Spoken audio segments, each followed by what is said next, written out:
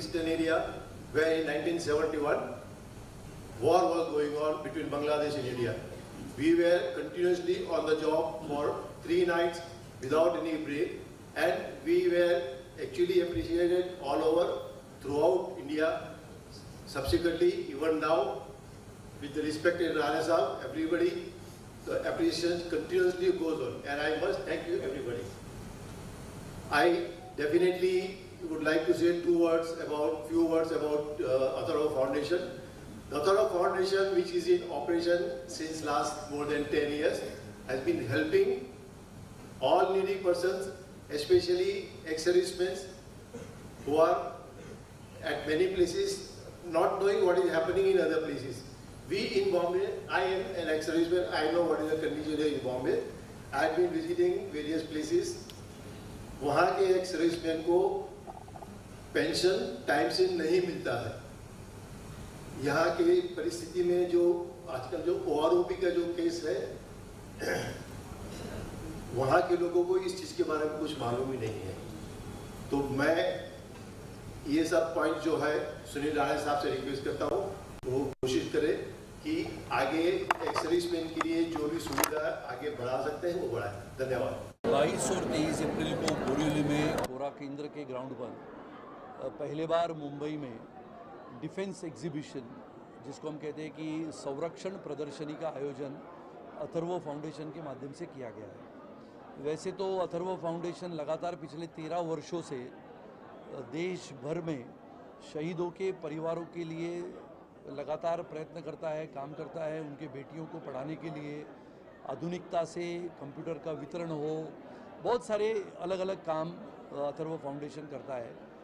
ये defence exhibition जो हो रहा है बोरीवली में कोरा केंद्र में, वहाँ पर Indian army, Indian navy, Indian air force, ये तीनों दलों के अलग अलग उपकरण, अलग अलग आर्मामेंट्स हमारे आज के आधुनिकता की पीढ़ी को देखने को मिलेंगे.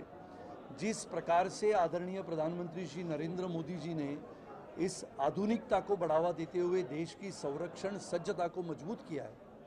370 की धारा को समाप्त करने के बाद जम्मू कश्मीर में भी पुनः एक बार पर्यटन के माध्यम से और विकास के माध्यम से जम्मू कश्मीर की लोगों को मुख्य धारा में लाने का काम किया है.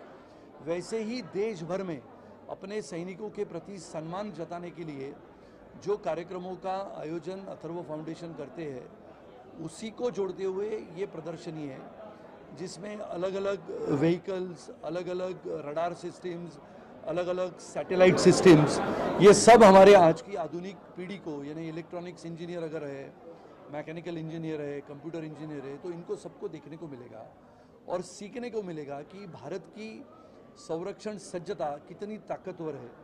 ऐसे समय में जब यूक्रेन और रशिया का युद्ध चल रहा है, ऐसे में भारत की संरक्षण सज्जता को बोरीवली में लाते हुए, जिसका उद्घाटन सम्माननीय उप मुख्यमंत्री श्री देवेंद्र जी और हमारे सम्माननीय राज्यपाल महोदय करेंगे, जिसमें इंडियन आर्मी के बहुत भारी मात्रा में सैनिक भी उपलब्ध होंगे, उपस्थित होंगे.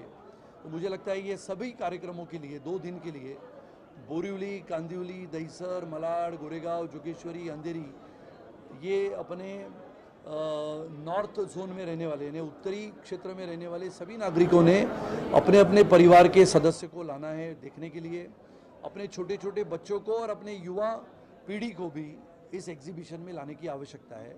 तो आपको यहाँ पर अग्निवीर क्या होता है, अग्निवीर की परीक्षाएं कैसी होती है, अग्निवीर के लिए आप जाते हो या मिलिट्री में जाना है, एयरफोर्स में जाना है, नेवी में जाना है, तो उसके लिए क्या क्या करना पड़ता है, ये सभी की जानकारी आपको मिलेगी. प्रदर्शनी देखने को मिलेगी.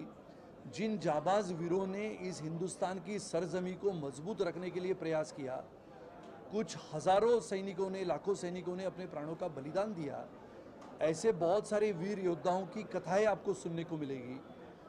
जो वीर योद्धा लड़ाई लड़ने के बाद भी आज जीवित है, वो स्वयं यहाँ पर उपस्थित रहेंगे और लोगों को अपनी कहानियाँ बताएंगे. मुझे लगता है एक अनोखा प्रदर्शन और एक अद्भुत, यानी जिसको हम कहते हैं कि अद्भुत ऐसी कहानी जो भारत के युद्ध की है, वो अपने आज की पीढ़ी को सुनने को मिले.